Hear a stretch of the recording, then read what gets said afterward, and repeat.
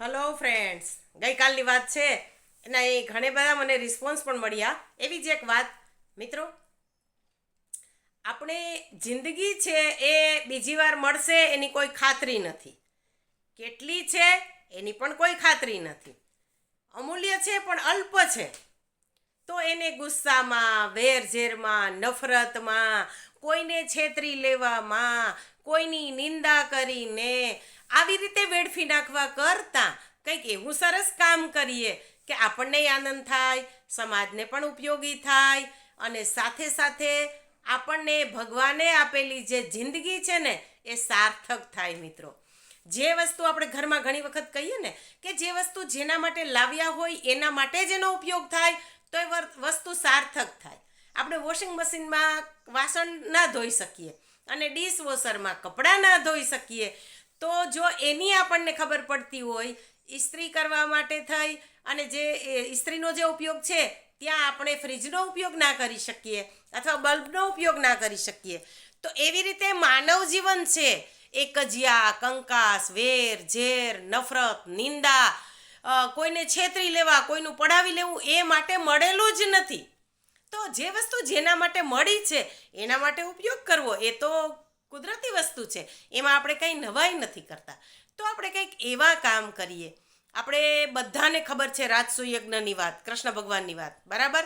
આપણને બધા જ શાસ્ત્રની જાણકારી છે. આપણે લગભગ જગ્યાએ દેવદર્શને પણ જઈએ છીએ, પણ ક્યારેય એવો વિચાર કર્યો કે આજે હું જે જગ્યાએ દર્શન કરવા જઈશ એ મંદિરમાં સ્વચ્છતા માટે એક નાનું અમથું કામ હું મારા પગ લૂંછણિયામાં લૂંછીને મંદિરના ગર્ભગૃહમાં જઈશ, એટલું પણ કામ કરીએ તો આપણી જિંદગી સાર્થક થાય. મિત્રો, ક્યારે આપણે એવો વિચાર કર્યો કે આપણે જ્યાં જઈએ ત્યાં થોડુંક પણ એ જે તે સ્થળને, જે તે લોકોને ઉપયોગી કામ કરીએ.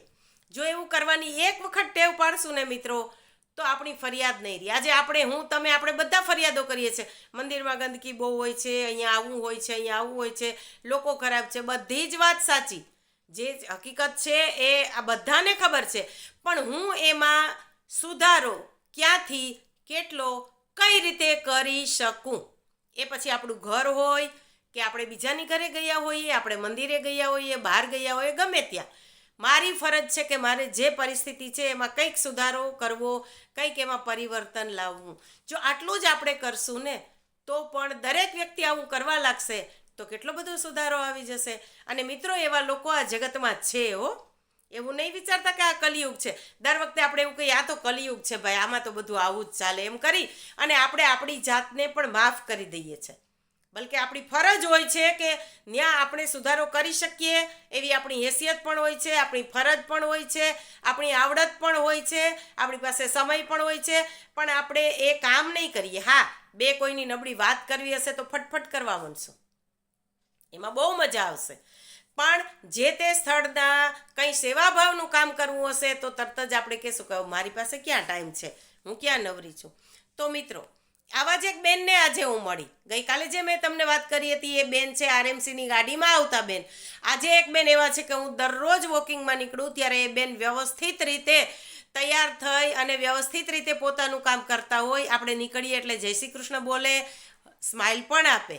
તો એ બેનને આજે તમારી સાથે હું મળાવું છું. તમને એવું લાગતું હશે કે કંચનબેન તો આવી રીતે બહાર નીકળે અને એની વાતો કર્યા રાખે, પણ એવું નથી. આવા લોકો આપણા ધ્યાનમાં આવી જતા હોય છે. જ્યારે આપણે નીકળીએ ને બહાર ત્યારે આવા લોકો તરફ આપણું ધ્યાન ખેંચાતું હોય છે. એના વાઇબ્રેશન જ એટલા સારા હોય કે આપણને એના કામની નોંધ લેવાનું મન થાય. મિત્રો, તો ચાલો મળીએ એ પૂજાબેનને. જો મિત્રો, અત્યારે મારી સાથે જે છે એ બેન, જે તમને મેં ગઈકાલે વાત કરી હતી ને કે પૂરી પ્રામાણિકતાથી પોતાનું કામ કરે છે. એને કોઈ કામ નાનું મોટું નથી લાગતું, પણ પોતાનું કામ પરફેક્ટ કઈ રીતે કરે, લોકોને કઈ રીતે આનંદ આવે એ રીતે પોતાનું કામ કરે છે. એ આ આપણા બેનનું નામ જાણીને તમને નવાઈ લાગશે, પૂજાબેન. પૂજાબેન, તમે રોજ આટલા સરસ તૈયાર થઈને આવી રીતે આવો છો તો તમને આ કામમાં કંઈ કંટાળો નથી આવતો? ના, સમયસર આવી જાઓ. કામ કરું તો વ્યવસ્થિત કરવું, નહીંતર ન કરવું.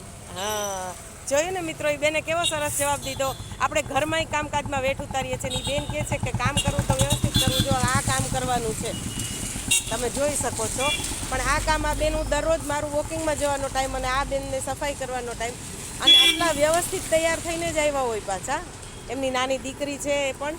ભણે છે ને સ્કૂલે જાય છે, એમના ઘરવાળા પણ એમની સાથે જ હોય હા છે. એ સાથે જ. હા, અને આ બેન આટલા સરસ રીતે પણ પોતાનું કામ કરે છે. આ જોઈને નથી લાગતું કે આપણે પણ આપણું કામ બરાબર કરવું જોઈએ?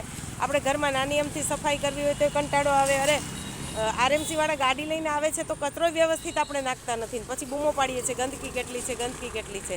જ્યારે આ બેન છે એ કોઈ ફરિયાદ કર્યા વગર પોતાનું કામ કરે છે. તમારું નામ શું બેન? પૂજા બેન. ચાલો ત્યારે લોકોને